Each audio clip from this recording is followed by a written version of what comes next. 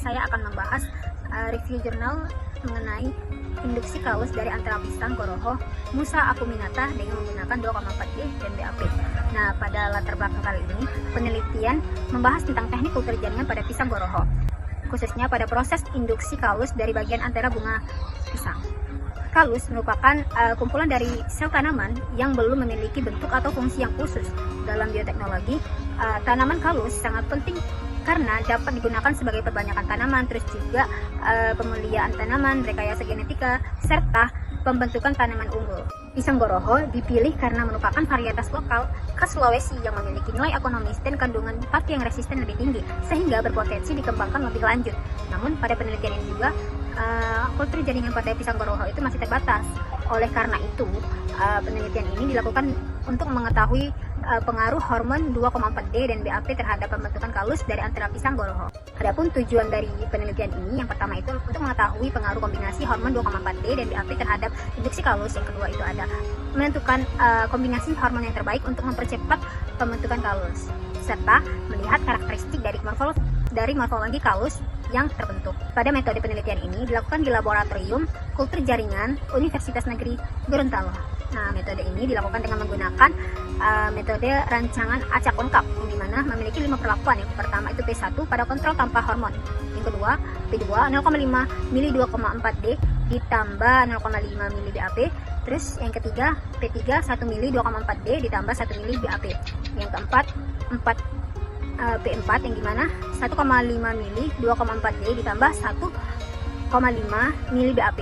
Terus yang kelima 2 mili 2,4D ditambah 2 mili BAP. Parameter yang dilihat dari penelitian ini dilihat dari waktu pada munculnya kalus, terus juga waktu warna kalus dan tekstur pada kalus. Hasil penelitian ini dilihat dari 2 perlakuan, yaitu yang pertama itu waktu munculnya kalus, yang dimana hasil penelitian ini menunjukkan bahwasanya teknik yang terbaik adalah P4 dengan menggunakan kombinasi 1,5 mili 2,4D dan 1,5 mili BAP.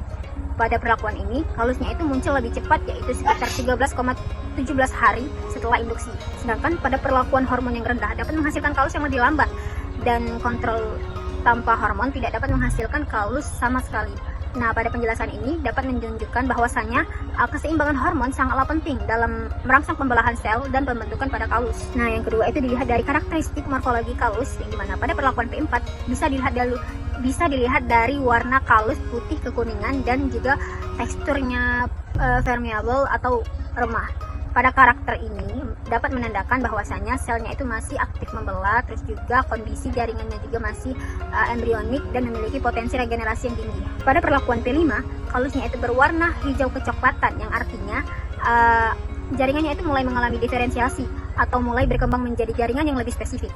Adapun pembahasan dari jurnal ini, hormon 2,4D berfungsi sebagai auksin yang membantu proses diferensiasi sel atau mengubah sel menjadi sel yang aktif membelah. Sedangkan pada BAP berfungsi sebagai sitokinin yang membantu pembelahan atau pertumbuhan sel.